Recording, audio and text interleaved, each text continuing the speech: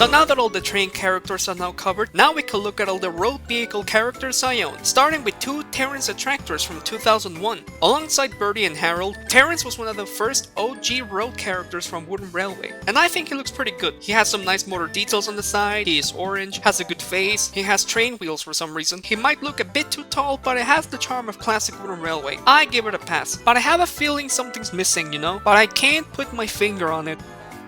Let's talk about the elephant in the room here. Since the dawn of time, and by the dawn of time I mean 1992, Terence came with rubber caterpillar threads that's around the wheels because, you know, he's a tractor. But man, were these things flimsy. Absolutely nothing stopped you from just taking them off. So obviously they were bound to be lost with time. So if you have an old Terence with the caterpillar threads, you have my respect, sir. Like, holy hell, well done. Without the caterpillar threads, Terence looks like a regular train and not like a tractor. So that's why in 2004, Learning Curve decided to upgrade Terence to fit the newer designs.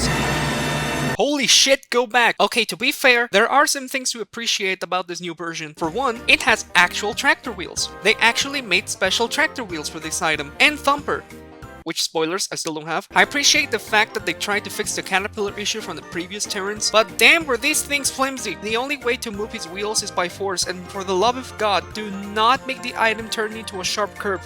Worst mistake of my life. Once you do it, well, this is kinda annoying. I've had two 2004 Terences when I was a kid, and both caterpillar threads broke within a week. There is no way to replace the caterpillars, and the item is forever ruined. To my knowledge, the only items that have this issue is Terence and Thumper, which spoilers I still don't have. Also, my version is in really lame shape. The rubber caterpillars are on the verge of breaking. Look at this.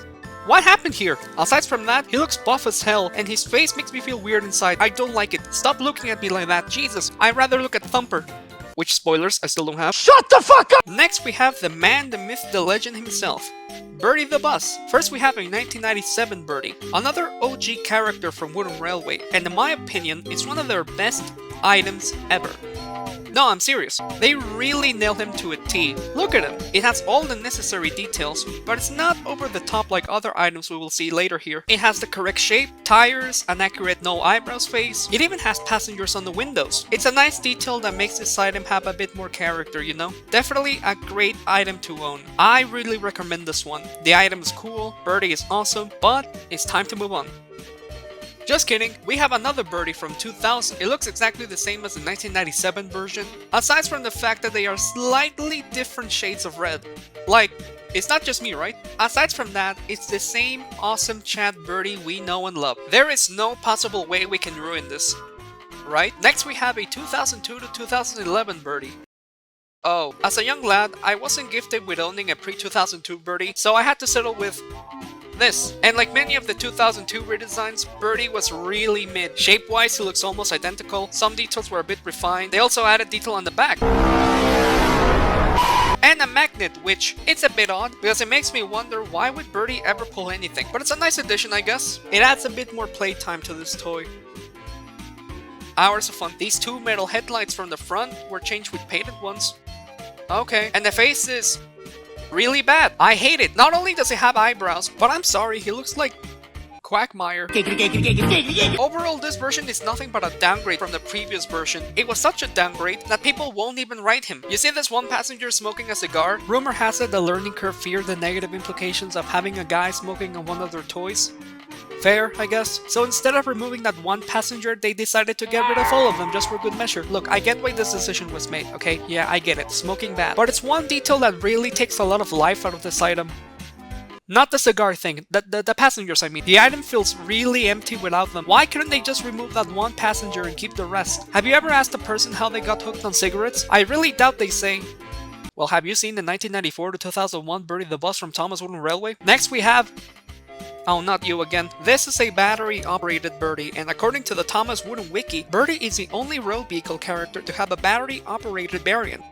Thank God for that! I don't have any more to say about this item that I haven't mentioned with my other battery-operated engines. You know what I think of them by now. Birdie looks... okay, he could have looked worse. It's taller than a regular Birdie. Many of the details that were painted are now in 3D. It looks more like a Take-A-Load to me. The tires are gray for some reason. And does it work? Nope. Next we have one Trevor the Traction Engine. Just kidding, I have two. Trevor was introduced in Wooden Railway in the year 2000, a good 14 years after he was introduced in the show. How fun. And he looks really mid. He has okay details on the side and the shapes looks really nice, but the wheels are black instead of red for some reason. I don't like that. It has his flywheel, and as opposed to stupid Fergus, it works. It actually spins. Look at it go. Finally, something works in my collection, but the face really drags the item down. Look at this dude. That's not a Trevor. Is there really no other Trevor out there? I changed my mind. He looks fine. Next we have one Harold the Helicopter. Just kidding, I have two. And the dates are... I don't know. They don't have dates anywhere. Trust me, I checked. But according to the wiki, it's anywhere from 1994 to 2007. Oh wow, I can't believe he stayed exactly the same for that long. But to be fair, it makes sense because there's not much to improve here. Harold looks really good. They really nailed him down. It has all the necessary details, it has plastic only when necessary, it has the wings, and they spin. Look at him go. This item is so special, it came packaged in a full box and not a standard train packaging. This is the best version of Harold you can find. Later releases have some merit to them, especially the 2013 one. Look at it, it has a magnet at the bottom so you can carry crates. How fun. There is no possible way you can ruin Harold. Oh, but don't even get me started on the wood version. Next we have one Bulgy the Bus. Just kidding, I have two. Bulgy was first released in 2003, a good 12 years after he was introduced in the show. How fun. As you can see, both of my Bulgies are in really lame shape, but that won't stop me from praising this item because it's actually really good. The detail is nice. And it has a proper pissed off face, although mine has no eyebrows. And I'm sorry, but this item looks miles better than the dumb 2002 Birdie. Like Birdie, it has a magnet at the back, which is a welcome addition, I guess. I use this as an opportunity for road characters to pull some wacky things, like how the hell did we get to this point? My second Bulgy is in even worse shape. It has a ton of paint chips, the colors are really faded, and the face is covered in dirt. Another item that went to war. Weirdly enough, Bulgy was only available for 2 years and was later re-released in the 2010s and never again. Not even after he came back in the CGI series. And I'm surprised they never tried to tackle the green Bulgy variant from season 7. I don't know, it would have been a great opportunity to make another toy of him. Next we have one George the Steamroller. Just kidding, I have two. How the hell did I end up with two of each character? George was introduced in 2002, a good 7 years after he was introduced in the show.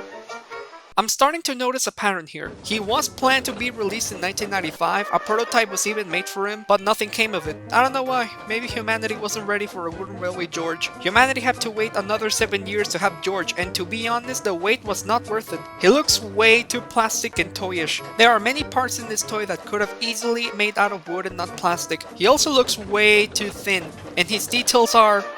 okay, nothing special really. Also, his face is disappointing. Whenever I think of George, I think of this hilarious angry face. What the hell is this? They wanted to make George a bit more friendly looking? George is one of the most unhinged characters ever, because he's the only character in the whole Thomas and Friends universe that has told another character to off herself. Call yourself a car? You're a disgrace to the road.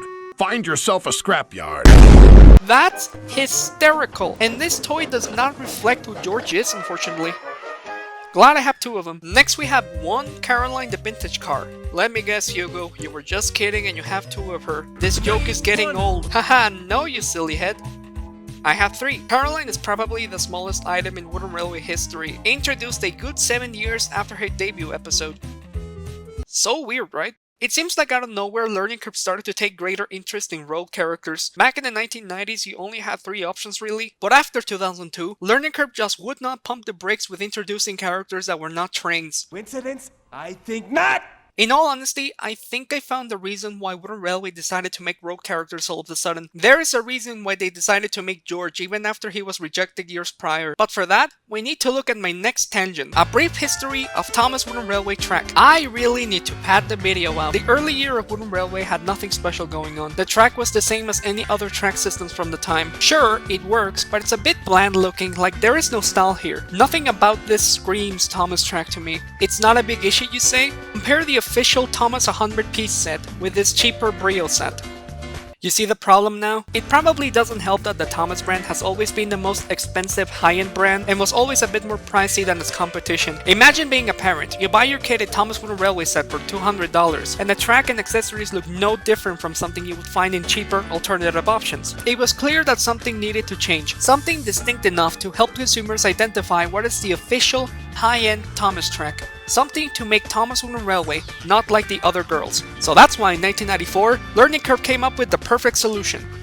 Well, they actually kinda stole the idea and will later sued for it, but let's not worry about that. Introducing the brand new Clickety Clack track. The innovation here is the special grooves that allowed for the realistic sound of a steam train puffing along. And Learning Curve were damn proud of this feature. It was heavily promoted behind every box of destination sets and those annual yearbooks, using such phrases as Clickety Clack track, see it, hear it, feel it, clickety clack. Hear the feels of engines rumble down the track. And my personal favorite, get in the groove with the Clickety Clack track. This one line from the 1997 yearbook says, and I quote, Clickety Clack, that track that looks and sounds like a real railroad. Damn, who knew some groups can give you such a sense of immersion? I need to play with this right now. Look at it go!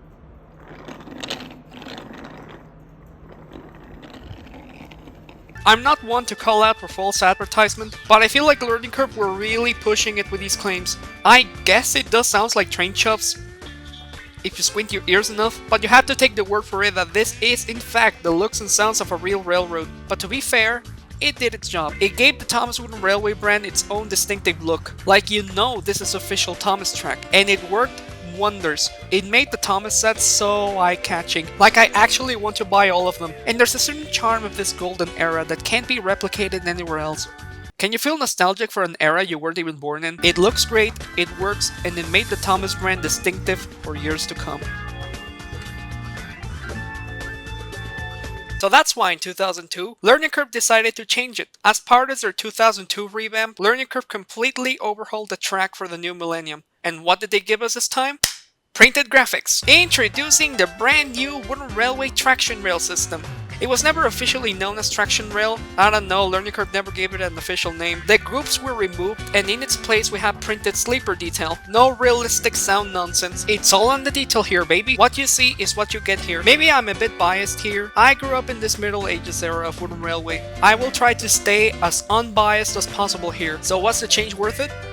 Yeah, it's pretty cool. This is honestly such a cool design. The track feels and oozes quality. It's so nice to look at. And again, it works. Like, you know this is official Thomas track. All destinations and sets from the time were updated with the new design. Learning Curve went all in with this new revamp. And they must have liked it a lot, because this design stuck from 2002 all the way up to 2017. Until the wood rapture came along and completely fucked it up. But fortunately in 2022 it was reverted back to the traction rail design, and it has some DNA of the Clickety Clack track, so you have the best of both worlds here. But for 15 years straight, the traction rail design made the Thomas brand distinctive for years to come. But that's not the end of the story though, because there is one more track system that Learning Curve made in 2002. It was just under our noses. Literally, grab one of your traction rail straight tracks, and if you flip it upside down, you will see one of the most insane and weirdest side projects ThomasWoodenRailway has ever made. Introducing the brand new road track system. It's the wooden track you know and love for vehicles to use. All pieces of wooden straight track have a special road printing at the bottom. If you want to get the curves, you have to get them separately, bozo. And Learning Curve went all in with this idea, pumping out as many road characters and destinations as possible. It was called the Roadway Adventures line, and they promoted the hell out of it as if it was the greatest thing ever invented by mankind. It wasn't. Now let me get one thing straight here. I can see why Learning Curve saw big potential in this idea. On paper, it's a great way to add more playability to the range and generate more revenue. But let me ask you one question. Did anyone actually play with them? Because I sure didn't. I think it's fair to say that most of us use the floor or table to move Birdie along. And I think the reason why is because of the fact that cars by default have way more freedom of movement than trains. The same track system that works for trains does not work for cars. It just really limits movement. And you better like it, because for a while every new destination needed to have some road exchange feature with some gimmick in it. But all of them had the same thing. It's just a circle that sometimes overlaps the track, and it's tucked away in the corner that you can barely see. And most of the times it was extremely forced in. Let me ask you this, did we really need a road track on the Rusty and the Boulder set? Also, why is Oliver there? And man, they really become stingy with the extra pieces. Expansion packs did exist, but they were definitely harder to come by. And I know for a fact that they sold poorly. Switch pieces were available. only 2 pieces on a deluxe 2003 set that was exclusive to a toy store that went bankrupt that same year. I'm not saying the Chocolate Percy set is what bankrupts Zany Brainy, but it's a closer call that I would like to admit. And they never re-released them elsewhere, probably because 1 year after their introduction, the road track was already dying. With each passing year, the road track system slowly started to fade away, as the road pieces commercially underperformed, with it being used less and less until it was entirely phased out in 2010, even though the straight pieces still retained the road printing until 2014, a bit after Mattel took over. A sad end to one of Learning Curve's most insane ideas.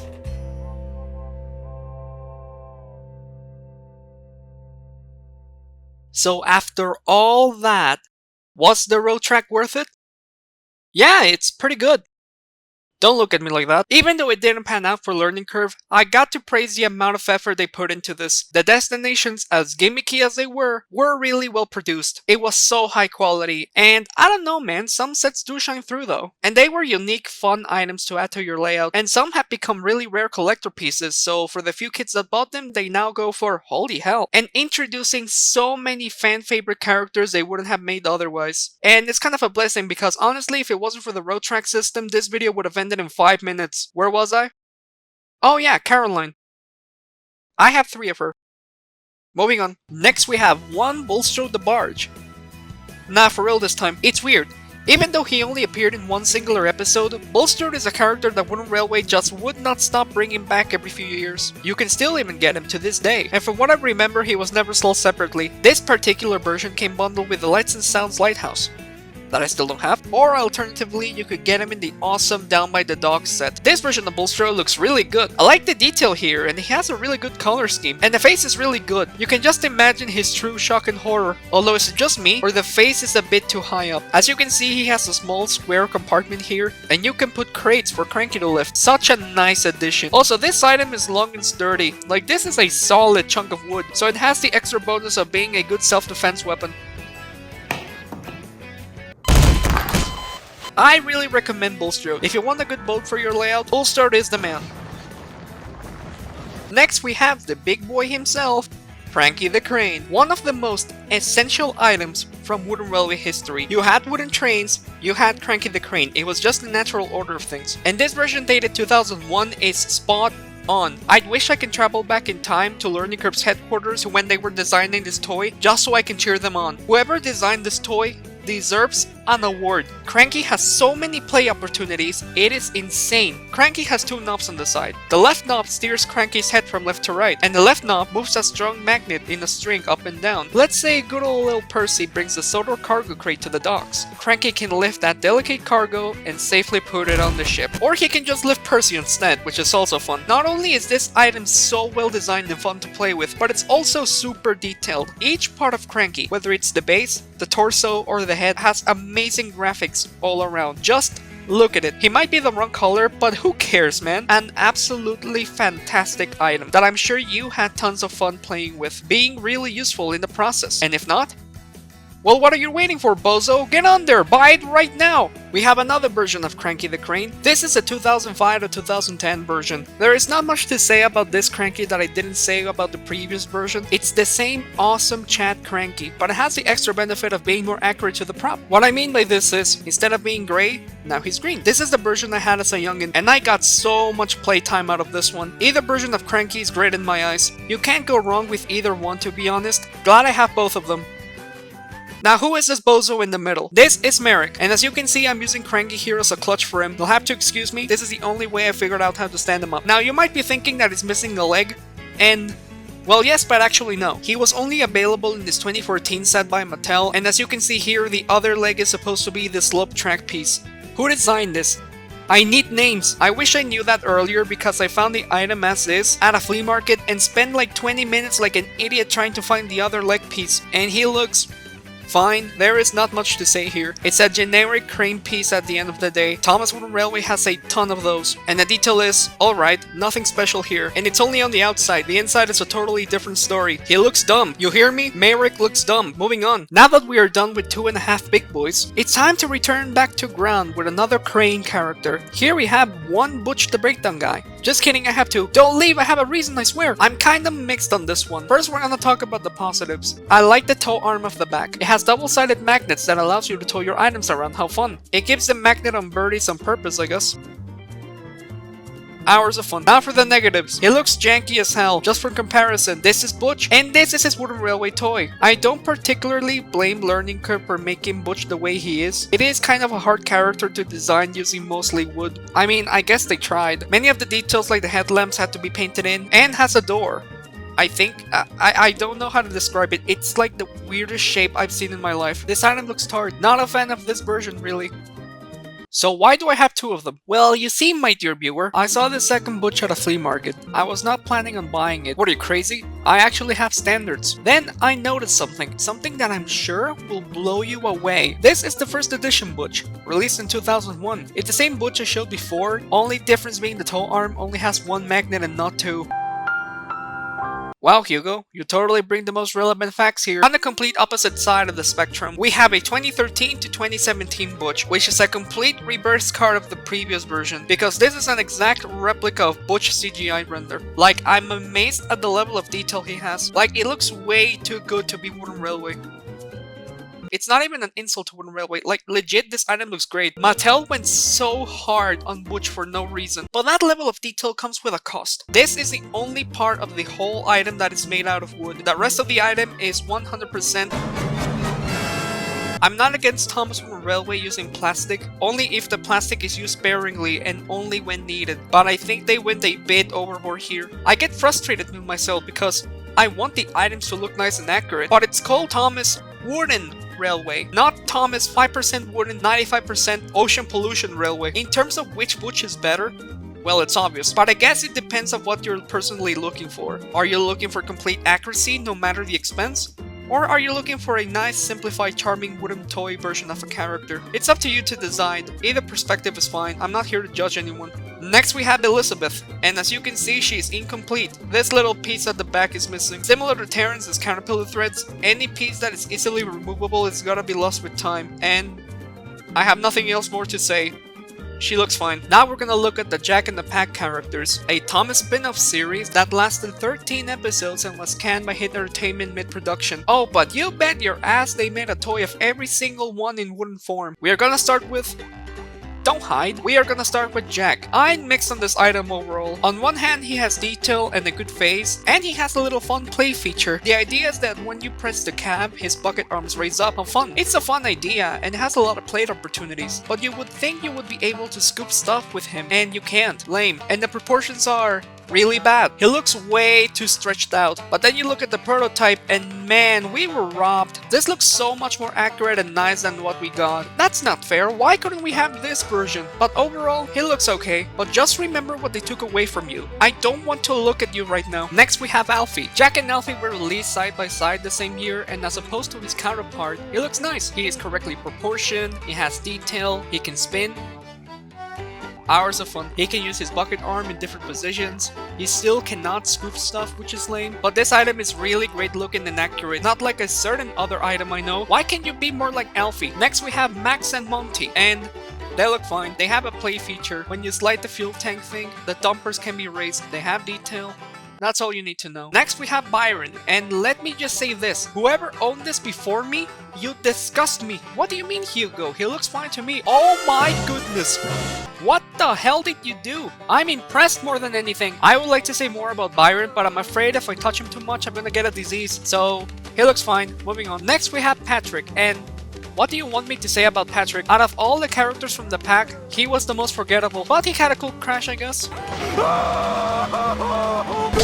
I can't think of anything to say about him. He looks fine. Well, Hugo, you're acting really negative. What's the problem, man? You have to excuse me. It's just that by the time I started filming this bit, I was starting to get COVID symptoms. I was not feeling fine while looking at Patrick. Now that we are done with the pack, let's move on with this cash grab character left over. This is Match, and as you can see, she is incomplete. I still don't have the trailer thing that she uses to carry engines around. This is a character that honestly should have been included in the cash grab character round from last video, but I forgot about her. That's a good sign. There is nothing to her. She is so forgettable that I didn't even include her in the forgettable characters list, but She looks fine. Now let's take a look at the only CGI'd road character I own. Here we have Kevin the Crane. Kevin is a character that has a weird triangular shape to him. It's definitely hard to translate. Imagine working on a learning curve and being told you need to design this into a marketable Thomas toy. Not an easy task, so that's why Learning could put Kevin in Photoshop and did some of this, did some of that, put the magnet at the back, and bam!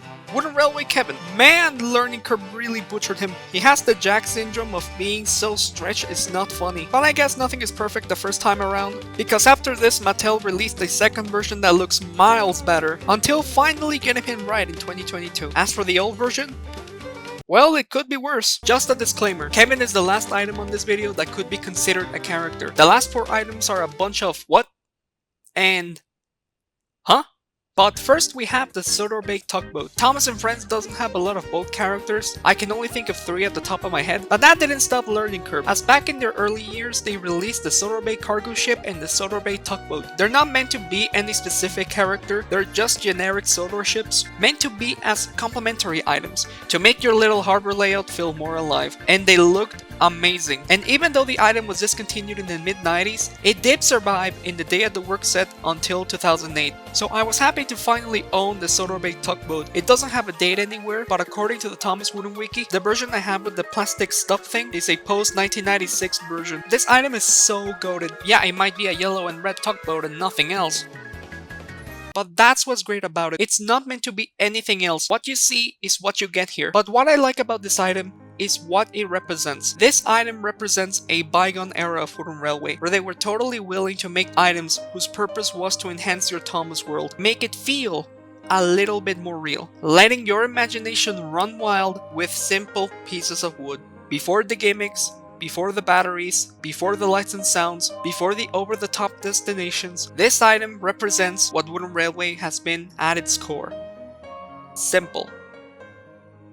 So what do we have next? Next we have the Sodor Fire Truck. Back when Learning Curve was in the road system kick, not only did they started making road characters for dear life, but they also started making stuff up, and that's how the following items we will see here came to be. Out of all of them, the fire truck is the most comprehensible. They are loosely based on the fire trucks from Season 5, and Learning Curve even made a ton of fire station destinations meant to complement the items. Kinda cool. Good. As you can see, I only have the ladder fire truck. I don't have the water tanker one. I'm not dying to get it though. The item has nice detail, and you can move the ladder. Say it with me now. Hours of fun. Next we have the Sodor Power Crew. Okay, they retained a lot of detail and design cues from the fire trucks. By that I mean, it's the same thing, but instead of being red, it's yellow now. One truck has a movable arm with a bucket, and the other has a movable spotlight with a button. And does it work? Take a wild guess. And that's it, they got made, and then they disappeared. How fun. Next we have the Sodor Road Crew. Okay, the what now? Well, according to its character card, it says, and I quote, "The Sodor Road Crew helps to keep the roads on the island clean for Birdie and all of his passengers." Okay, what you essentially get, it's a blue garbage truck that I still don't have, and their road sweeper. It has a tanker at the top with water, although on mine the water has mostly evaporated, and when you move the item, the brush underneath rotates, giving the illusion that you are cleaning the streets of Sodor. And that's it. But what I like about these items is what they represent. To me, they represent another era of Wooden Railway, one that I hold close to my heart, one when they went all out and created some of the most insane ideas they ever made. At the start of a new era of Thomas and Friends, the Wooden Railway completely rebelled and branched out to new frontiers that you would have never, ever guessed that they would have ever invested in. It was impossible to tell what they were gonna make next. Even though many items and ideas didn't quite stick the landing, they were some of the most unique and creative items they've ever made. The amount of creativity they had is remarkable. Wooden Railway was many things at the early 2000s, but you cannot call it boring. I will always have respect for this Middle Ages era of Wooden Railway. What these items represent is what Wooden Railway was at the face of the new millennium. Unpredictable.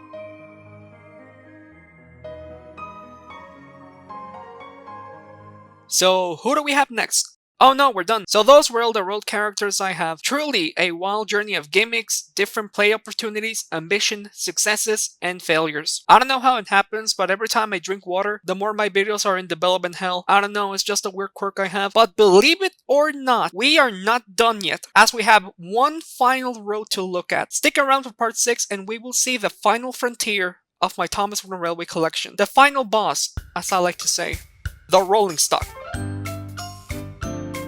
Lord, please help me.